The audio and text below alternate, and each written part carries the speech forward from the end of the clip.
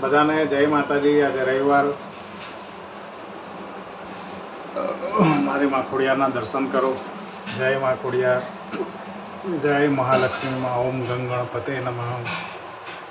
શ્રી કૃષ્ણ ગોવિંદ હરે મુરારી.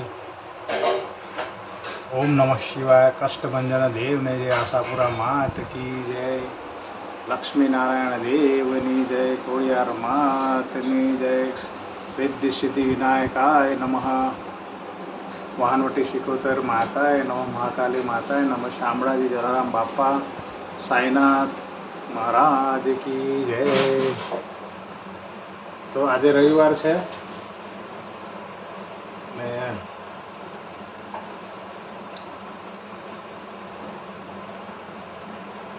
એટલે હું રવિવારે મસ્ત તમને એક વાર્તા કહું છું, જે તમે ધ્યાનથી સાંભળજો.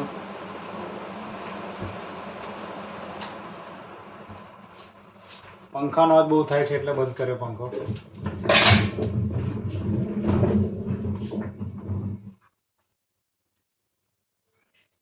બધા કોમેન્ટ્સ કરતા નથી કે મારી વાર્તા કેવી લાગે છે, શું છે, કશું જ.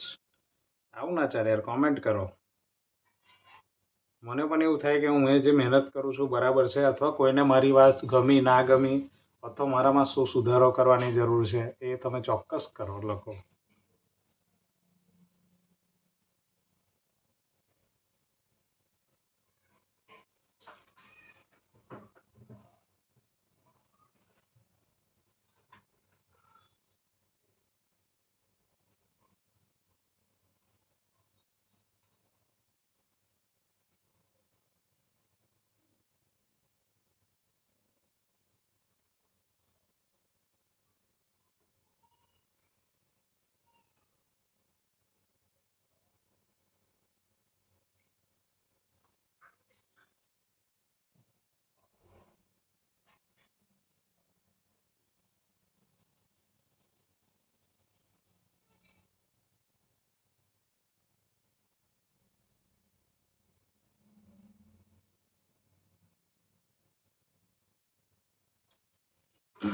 બહુ જ સુંદર વાર્તા છે.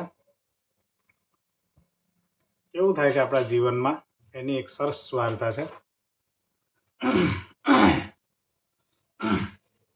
કદાચ એવું કહેવાય છે કે આપની સાથે કોઈ વસ્તુ એવી બનતી હોય છે જે આપણને ન ગમે, તો થોડું ભગવાન પર ભરોસો રાખજો કે ભગવાન જે પણ કંઈ કરી રહ્યા છે, આજે નહીં તો કાલે આપણા ફાયદા માટે જ હશે.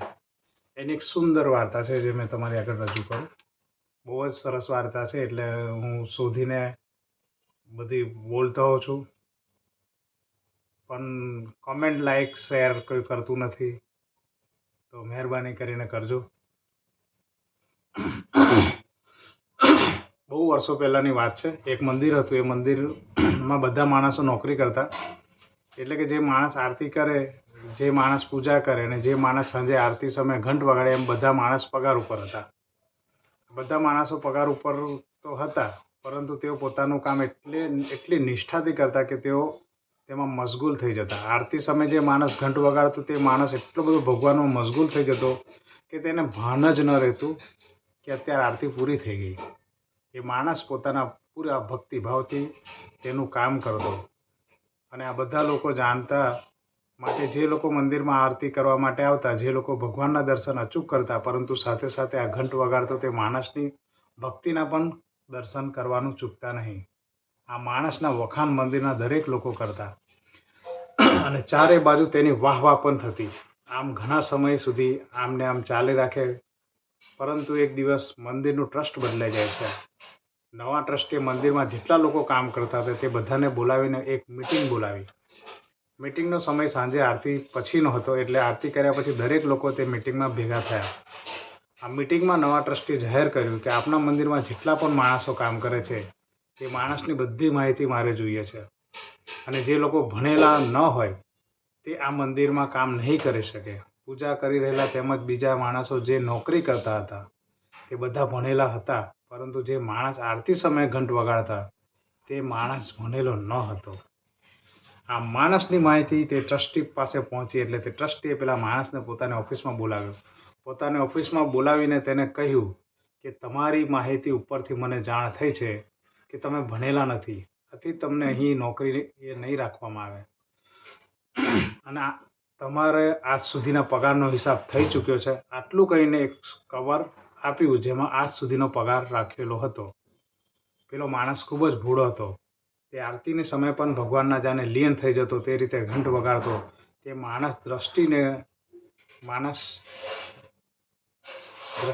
ટ્રસ્ટીને કહ્યું, સાહેબ તમે મારું ભણતર ન જુઓ, પરંતુ સાહેબ મારી ભક્તિ તો જુઓ. એ ટ્રસ્ટીને કહે છે અભણ માણસ કે હું ભણેલો નથી પણ મારી ભક્તિ તો જુઓ. પરંતુ ટ્રસ્ટીએ જાણે નિર્ણય મક્કમ લઈ લીધો હોય એ રીતે તેના નિર્ણયમાં અડગ રહ્યા અને તે માણસને ત્યાંથી છૂટો કરી દેવાયો. આ સિવાય પણ કેટલાક માણસો હતા જે મંદિરમાં કામ કરી રહ્યા હતા અને ભણેલા ન હતા. આ બધા માણસોને પણ છૂટા કરી દેવામાં આવ્યા. થોડા દિવસોમાં જેટલા લોકોને કાઢવામાં આવ્યા હતા તેની જગ્યાએ બીજા લોકોને રાખી દેવામાં આવ્યા. મંદિરમાં દરરોજની જેમ જ ભક્તો દર્શન કરવા પણ આવતા અને સાંજે આરતીમાં પણ દરરોજની જેમ જ ઘણા ભક્તો દર્શન કરવા માટે આવતા. પરંતુ સાંજની આરતી જે પહેલાં ભાઈ ઘંટી વગાડી રહ્યા હતા તેને છુટ્ટી આપી દીધી હતી, એટલે તેની ખોટ દરેક ભક્તોને વર્તાતી. કારણ કે એ ભાઈ સાચા મનથી અને જાણે ભક્તિમાં લીન થઈ ગયા હોય એ રીતે ઘંટ વગાડતા. 2-4 દિવસ તો ચાલે રાખ્યો, પરંતુ પછી 15-20 જણાએ ભેગા થઈને નક્કી કર્યું કે આપણે મંદિરના મેનેજમેન્ટને જાણ કરવી જોઈએ. આ આરતીમાં હવે પહેલાં જેવી મજા નથી આવતી. તો લોકોએ આકાશમાં ચર્ચા કરીને, એટલે આપસ અંદર લોકોએ ચર્ચા કરીને પછી એમ નક્કી કર્યું કે આપણે મંદિરના મેનેજમેન્ટમાં નહીં પરંતુ પેલા ભાઈ સાથે જ વાત કરીએ. એટલે બધા લોકો ભેગા થઈને ઘંટ વગાડતો તે ભાઈના ઘરે ગયા. એ ભાઈના ઘરે જઈને બધા લોકોએ તેને આગ્રહ કર્યો કે તમે મંદિરમાં આવો, તમારા વિના પહેલાં જેવી મજા નથી આવતી. પેલા ભાઈ જવાબ આપતા કહ્યું કે હું ત્યાં આવીશ તો ટ્રસ્ટીને એમ લાગશે કે આ ભાઈ નોકરી લેવા માટે આવે છું, એટલા માટે હું ત્યાં નથી આવતો. એટલે બધા માણસો આવ્યા હતા. તેમાંથી એક માણસે સુઝાવ આપ્યો કે આ ભાઈને આપણે બધા ભેગા મળીને સામે એક ફૂલનો ગલ્લો ખોલી દઈએ. તે ભાઈ આખો દિવસ ત્યાં બેસીને ધંધો કરશે અને સાંજે આરતી સમય મંદિરમાં આવીને ઘંટ વગાડશે. એટલે કોઈને એમ નહીં થાય કે આ ભાઈ મંદિરમાં નોકરી લેવા માટે આવ્યા છે. બધા લોકો આ વિચાર સાથે સંમત થઈ ગયા અને તે ભાઈને ફૂલનો ગલ્લો ખોલી દેવામાં આવ્યો. સરસ કામ કરે જો લોકો. આવું થોડા સમય સુધી નિયમિત પણ ચાલે રાખ્યું. ભાઈ આખો દિવસ ત્યાં ધંધો કરતા અને આરતીના સમયે તેઓ ભક્તિમય થઈને ઘંટ વગાડવા લાગ્યા. બધા લોકો પણ ખુશ થઈ ગયા અને તે પણ માણસને પણ ખુશી મળી. સમય જતાં તેઓનો ધંધો વધતો ગયો. એક ગલ્લો હતો, તે ગલ્લામાંથી તેને નાની કેબિન કરી નાખી. જોતામાં તો તેનો ધંધો ખૂબ વધતો ગયો. કેબિનમાંથી મોટી દુકાન કરી નાખી. પરંતુ આ બધું થઈ રહ્યું હતું તેની સાથે સાથે માણસ કોઈ દિવસ ભગવાનને ન ભૂલ્યો. દરરોજ સાંજે આરતીના સમયે નિયમિતપણે તે પોતાનું ગમે તેવું કામ હોય તો પણ પડતું મૂકીને આરતી કરવા માટે આવી જતા અને ઘંટ વગાડતો.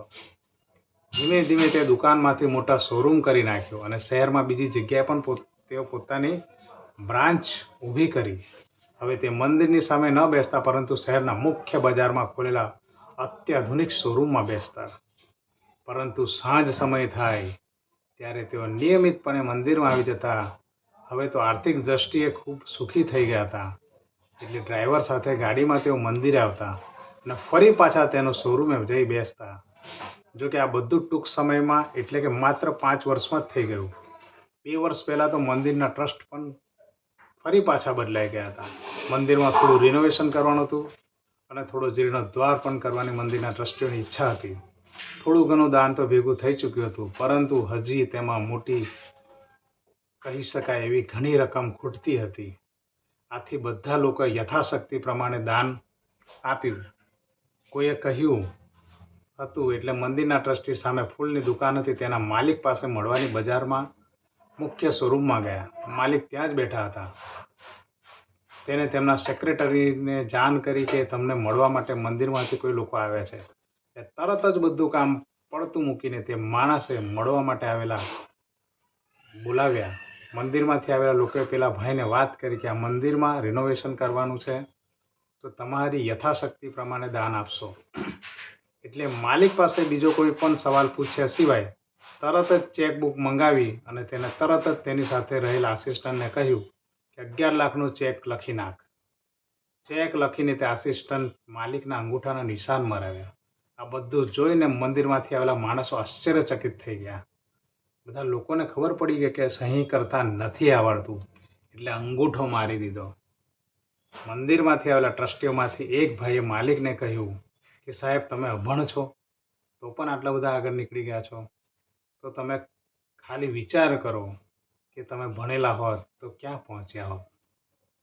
એટલે માલિક હસવા લાગ્યા અને ટ્રસ્ટીને જવાબ આપતા કહ્યું, જો હું ભણેલો હોત ને સાહેબ, તો હું આજે મંદિરમાં ઘંટ વગાડતો હોત. પછી બંને હાથે ભગવાનના ઉપર જઈને દર્શન કરતા હોય એ રીતે મુદ્રા કરીને તેને કહ્યું કે ભગવાનની લીલા તો અપરંપાર છે. જે ઘંટ વગાડતો એ વ્યક્તિ કીધું, હું અભણ હતો એટલું સારું, જો ભણેલો હોત તો હું કદાચ મંદિરમાં ઘંટ જ વગાડતો હતો. એ રીતે ભગવાનને પગે લાગીને પ્રાર્થના કરે છે કે તે જે કર્યું બરાબર એમ. એટલે એ જ કહેવા માંગે છે આ વાર્તા કે જો હું ભણેલો હોત તો હું ત્યાં ઘંટ જ વગાડતો, કારણ કે નોકરી કરતા. પણ ખરાબ સમય આવ્યો ને ખરાબ સમયમાંથી આટલા બધા આગળ વધ્યા, એ પણ એક ભગવાનની લીલા છે.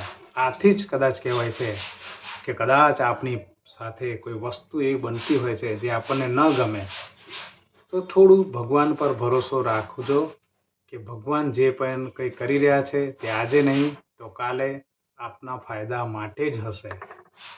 તો આ તમને કેવી લાગી વાર્તા ચોક્કસ કોમેન્ટ કરજો અને ભરોસો રાખજો ભગવાન પર. કંઈક ખોટું કરતા હશે તો બહુ સારું જ તમારું થતું હશે એવી માને સમજીને તમે અરજ કરજો અને બસ તમારા કામમાં લાગ્યા રહો. આજે ને કાલે તમને સફળતા મળશે. જય માતાજી, જય ખોડિયાર બધાને.